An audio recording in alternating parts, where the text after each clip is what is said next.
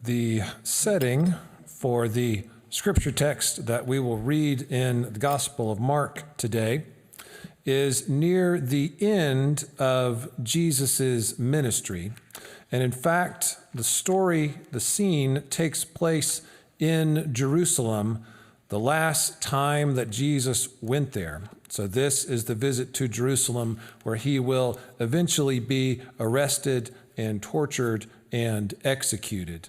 So the mood is somewhat tense for Jesus, and he and his disciples, as this chapter begins, are walking through the huge and beautiful temple that is there in Jerusalem. So let me read the first few verses of this chapter. I'll read from Mark chapter 13, verses 1 through 8 now, and then I'll read verses from the end of the chapter a little later in the sermon. So hear now the word of the Lord.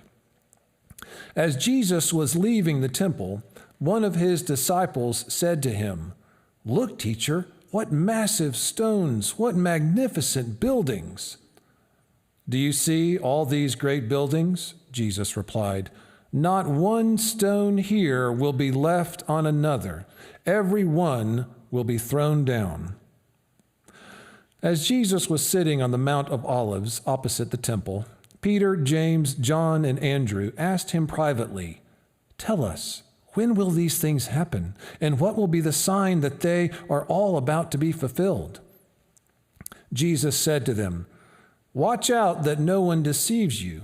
Many will come in my name, claiming, 'I am he,' and he will deceive many. When you hear of wars and rumors of wars, do not be alarmed. Such things must happen. But the end is still to come. Nation will rise against nation, and kingdom against kingdom. There will be earthquakes in various places and famines, but these are the beginning of the birth pains. Do not be alarmed. Such things will happen, but the end is yet to come." That's what Jesus said. There are a lot of different layers of meaning in these verses. So let's start with the top layer first.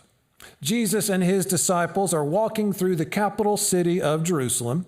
And even though they had probably been there a couple of times, most of the disciples were from a rural area. They had grown up in the country, in the region of Galilee, and most of them were poor country fishermen.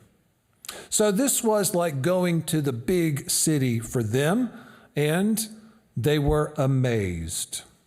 Like most tourists, one of the disciples marvels at how amazing all of the huge buildings are as he looks around the temple there. So he looks at how grand it is and says, "Wow, even the stones that they used to build the temple, even those are huge." And he was right. I was curious. I looked it up. And apparently, some of the stones that made up the temple back then were 37 feet long, 18 feet wide, and 12 feet high. Just imagine, he was right. Those are massive stones. Each one of them was bigger than the apartment that my wife and I first lived in when we were first married. That's how big the stones were and how small our apartment was. But just to give you some perspective, massive and magnificent for sure. Jesus, though, is not as impressed. But like Sarah said earlier, like we noted, he was probably in a very serious mood since it was near the time that he would be crucified. So instead of saying, "Yeah, they're really pretty, aren't they?" he says in verse 2 something along the lines of, "You see all those pretty buildings? They might look nice now, but one day not one stone will be left on top of another. Every one of them will be destroyed." Ooh, Talk about killing the mood there, Jesus. But he is not in the mood to sugarcoat things right now. He's about to face the hardest thing he's ever done. So he doesn't mince words. He tells it straight. All these pretty buildings will one day just be rubble. And as it turns out, he was completely right. This passage takes place around the year 30 AD. And just 40 years later, the Jews in the area tried to rebel against the control of the Roman Empire, who controlled everything around there at the time. A noble thing to attempt, rebelling against the Roman Empire, but you're not going to beat the Roman Empire. So, troops were sent into Jerusalem. The temple was completely destroyed, and Jesus was right.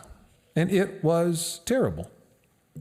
When the disciples hear him make his predictions in this story, they naturally freak out. When is this going to happen? How are we going to know that it's almost here? What signs will there be ahead of time for us to get ready? So Jesus takes a few of his closest disciples outside of the city on a little hill that has a great view of the temple, the Mount of Olives, so that they can look at while he speaks to them a little more. And he says a lot to them over the next 32 verses of the rest of the chapter. And the main point he wants them to remember is from verse 7. Don't be alarmed. He wants them to know what's coming in life, that there will be wars. There will be rumors of possible wars, nation rising up against nation. There will be earthquakes and famines. Yes, that will happen in the world, but don't be alarmed. Today, we're only reading the verses at the beginning and the end of this chapter to save a little time, but I encourage you to read the section in the middle as well. There in the middle of the chapter, Jesus mentions other bad things that will happen. He tells his disciples that they will be persecuted, and that turned out to be true as well. Many of his disciples were imprisoned and executed by Rome because of their religion. He talks about families turning on each other, people having to flee their homes as refugees. He says there will be false prophets and leaders who claim to do great things, but really just lead people astray. And when you think about it, those are all things you could hear in the news today, really, all those bad things. Jesus mentions a lot of scary things throughout this chapter, and it's why many people see this chapter as like an apocalyptic prophecy about the end of the world. But maybe it's the opposite, really. Apocalyptic prophecies about the end usually say that things will get terrible and more terrible, and then it'll all be done and finished. But that's not what Jesus is saying here. He says that bad things will happen, yes, in life, in the world. Times will be tough, sure. Wars will break out. There will be famines. But Jesus says that doesn't mean it's the end of all things. So don't be alarmed and don't give up. That is a message we all need to hear. There's bad stuff going on, yes, but don't worry. It's not the end. Wars, famines, bombings, oppression, brutality, refugees, torture, starvation, poverty, deportation, job loss, cancer, overwhelming bills, a deadly virus that you don't know you've been spreading until it's too late, and now 762,000 Americans have died from it. Those are terrible things. Those are all really, really hard things that we go through, that we hear about, that we see, that we experience. Those are hard, but it is not the end. So don't give up. When Jesus' prediction at the beginning of this chapter later came true, and the temple was destroyed in the year 70 AD, it was terrible, but it wasn't the end. And for the next 2,000 years since then, there have been countless wars and acts of violence, natural disasters, and tragic loss of life. So all through the past 2,000 years, people would predict that the end must be near.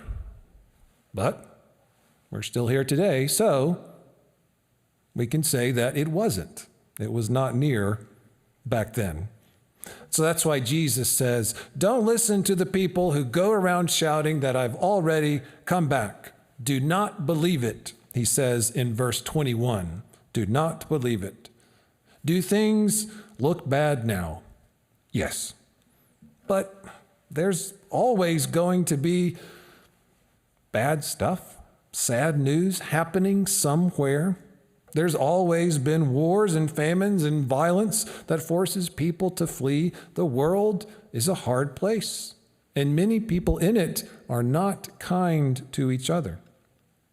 That's why it seems like every generation or every century has some false prophets who say and claim the end is near, it must be. And they might even try to build up a large following for themselves of people behind them so that they can have their own disciples who will do whatever they say needs to be done.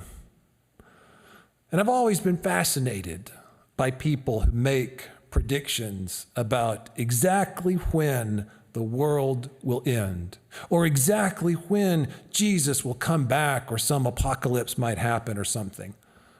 But it always seems that they make the same mistake that every rookie apocalypse predictor makes. If you're going to make a prediction for the end of the world, you really got to make it far, far ahead. So you've got plenty of time before you're proven wrong. They all make the same mistake.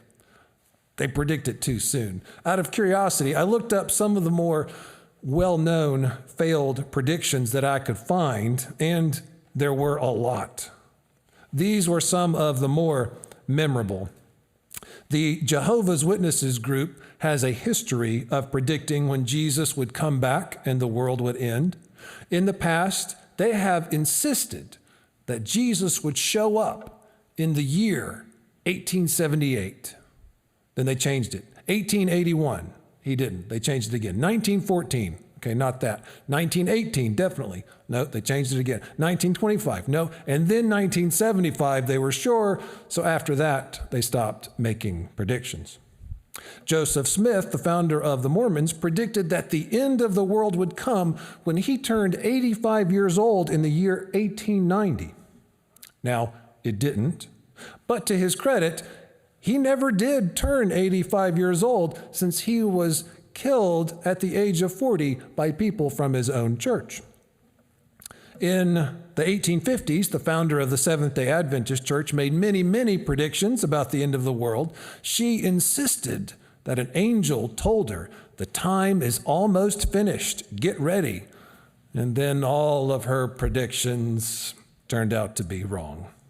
In the 1970s, televangelist Pat Robertson said that God told him the end times would start in October or November of 1982. But they did not. There was a man named Harold Camping. He was an evangelical radio preacher and apocalypse predictor. He said the world would end in 1994. It didn't. Later, he said that beyond a shadow of a doubt, quote, Jesus would come back to judge the world on May 21st, 2011 at 6 p.m. sharp. He did not. So after that, Harold Camping said he got his maths wrong and changed it to October 21st, 2011. That's the ticket. No, that was wrong too. So he stopped making predictions after that. It takes a while to learn. And thinking about all those does remind me of the big Y2K fear and phenomenon that we might remember from 21 years ago when the year 2000 was approaching, and we realized that most of our computer date abbreviations just had 2 digits, so we thought, oh no, when the year 2000 rolls over, all the computers might crash. We didn't know if airplanes might fall out of the sky because they got confused what year it was. Thankfully, it was fine. But I do remember midnight on 2000, my friend and I went outside just to check. We didn't see any planes falling.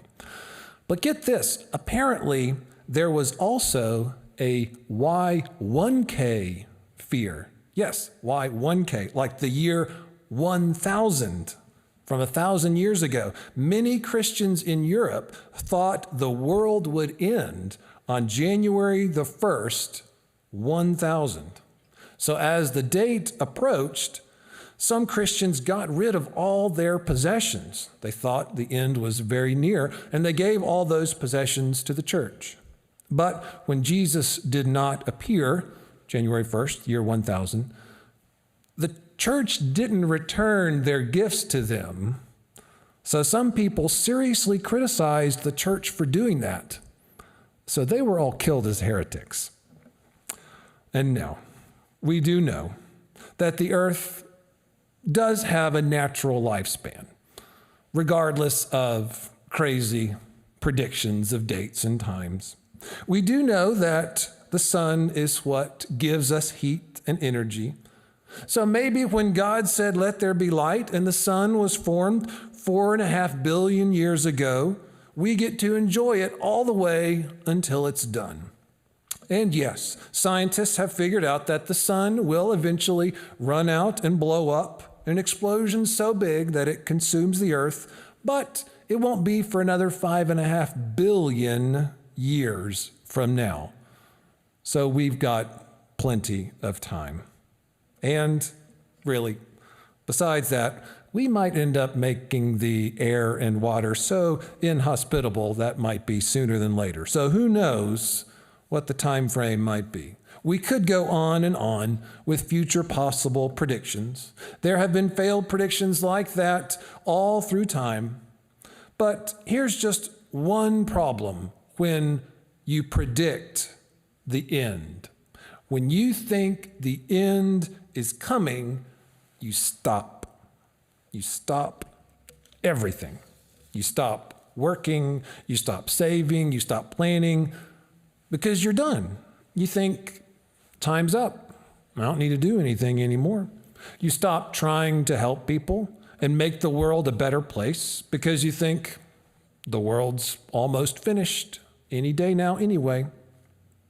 But Jesus says, don't listen to the people who go around shouting that I've come back. Do not believe it, he says in verse 21. So instead of listening to them, what should we do? And that's where the last verses of chapter 13 can help us. So let me read verses 32 to 35. About that day or hour, no one knows, not even the angels in heaven, nor the Son, but only the Father. So be on guard, be alert. You do not know when that time will come. It's like a man going away. He leaves his house and puts his servants in charge, each with their assigned task, and tells the one at the door to keep watch. Therefore keep watch, because you do not know when the owner of the house will come back, whether in the evening or at midnight, or when the rooster crows, or at dawn. So the master of the house, the Lord of the manor, goes away, and the Lord tells his servants to keep working while he's gone. They've all got their jobs to do, so work hard until the day that he comes back. Keep the house in order. Keep everything running smoothly. Maybe the Lord will come back soon or later. Maybe at night or in the morning. Either way, make sure you spend the time doing your job while you have time to do it. And that is the message for us. One day, someday, the world will not be here anymore. Maybe it'll be soon. Probably it'll be in about 5.5 billion years from now. Odds are we will all be long gone when that day arrives, but we still don't know when our lives will end. So what should we do? How should we act in the meantime? Those last verses give us the key. They tell us to keep working. They tell us to be ready for anything. Verse 33 said, be on guard, be alert. Some Bible translations translate that verse as, be alert and pray. A very good idea.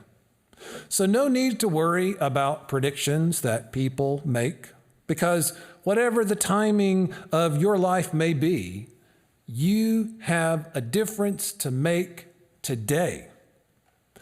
You have people that you can help today because you have a calling to fulfill, because God calls you to help change people's lives and change the world. God calls you to help build the kingdom of heaven here on earth by spreading love and seeking peace and serving others. Never think that you are not worthy to be used by God, because that is the wrongest wrong that anyone's ever thought.